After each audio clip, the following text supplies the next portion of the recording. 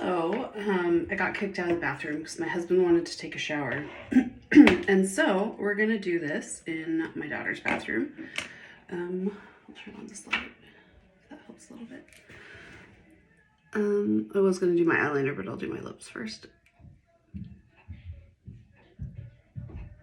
I always go underneath my lip just because it gives it that like bigger look, I guess. I have like weird definition on my top lip. Like it's really undefined. And as you get older. Nope. She wants her blanket. Anyway, so as you get older, I feel like these lines tend to blend. Like there's no clear definition of your top lip. So I use this, but it's still hard to find that defined line. I always get like one side up a little higher than the other one. I've seen tricks where they take like an X. Let's try it. You do like an X like this. I don't know if it really worked. I have weird lips. I have that weird Tom Cruise smile where my midline is off. So when I smile, I have a tooth in the center of my face. So I have a very small mouth. I'm missing a bunch of teeth naturally, and I had a lot of spaces. So my husband has been fixing them for years. I just had my teeth redone on the upper. I got Invisalign, and we tried to move my midline over so it's more central, and then I'm missing a tooth over here, and so he disguised it in a crown to make it look like a canine, but it's not a canine. And so like I have teeth that look like other teeth, but they're not really that tooth. So here's my midline. Let me see if I can find something to show you. Maybe this.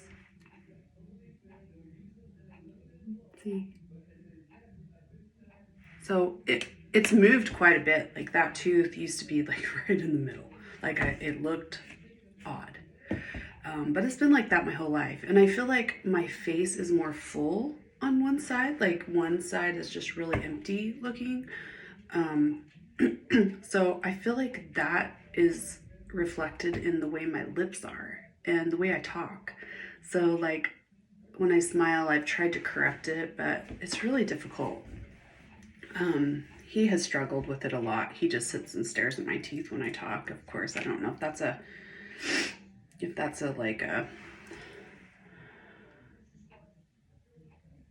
job thing because he's so used to staring into people's mouths. What do they call that? There was a word and I was looking for it, and my sister-in-law, who's an OBGYN, said that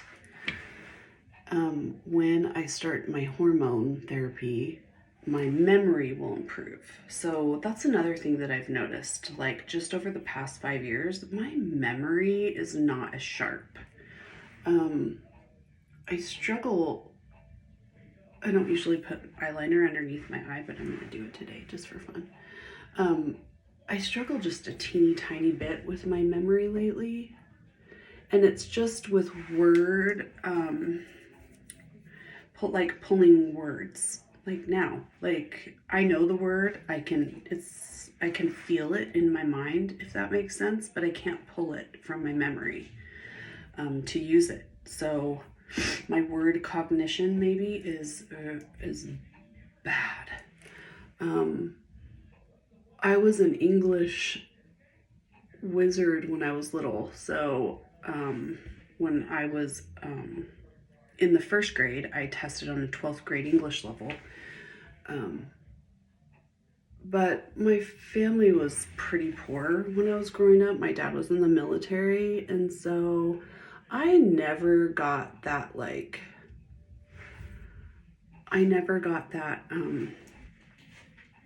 schooling that I really needed to like encourage that.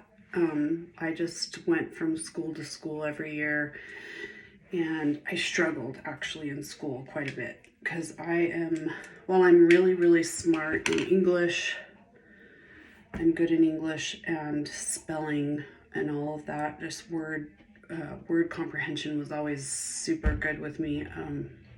I really struggled in math and sciences. I was almost disabled in that subject. Like I just couldn't comprehend it no matter what someone tried to do to teach me, and I struggled with that my entire life. And unfortunately my 16-year-old daughter has the same problem. But the problem is when you're going to school,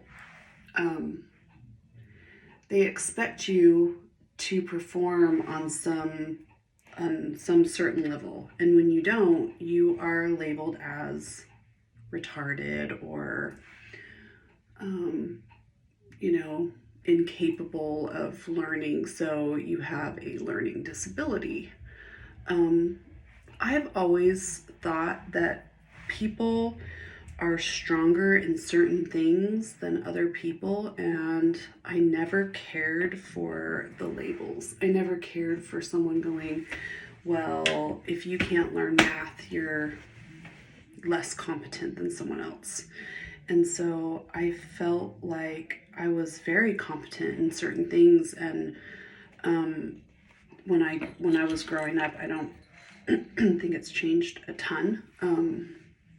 That wasn't nurtured. I mean, it wasn't encouraged to do just what I was good at. I had to learn the other things, and they became so focused on making me try to learn what I wasn't good at, that what I was good at was never fully developed and encouraged. And so I felt like I got kind of the short end of a stick, really.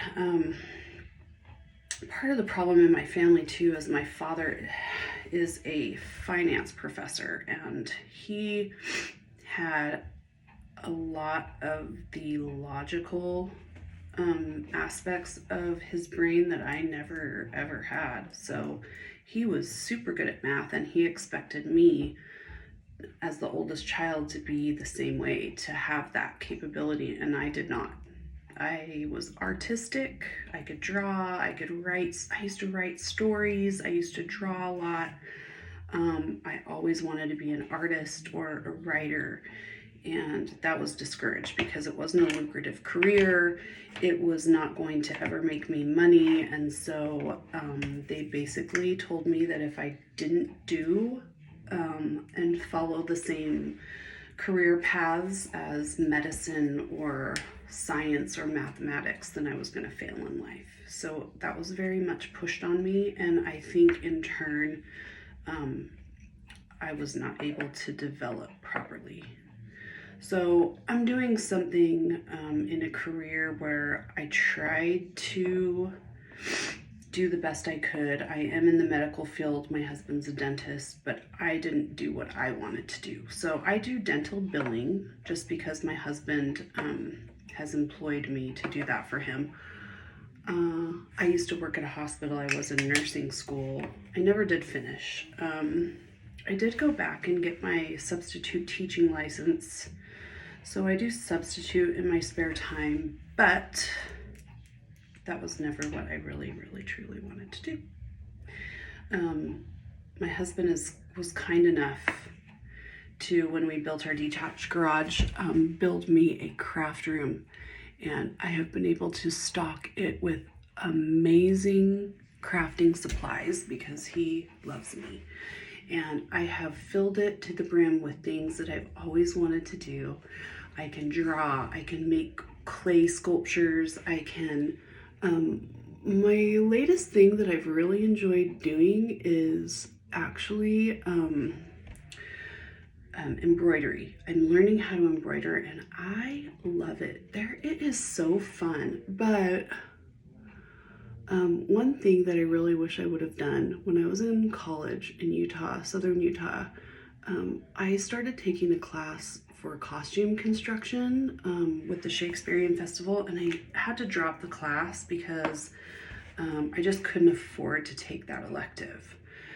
and because I was poor and I was in college, and it just wasn't, again, wasn't in my lucrative career field that was chosen for me.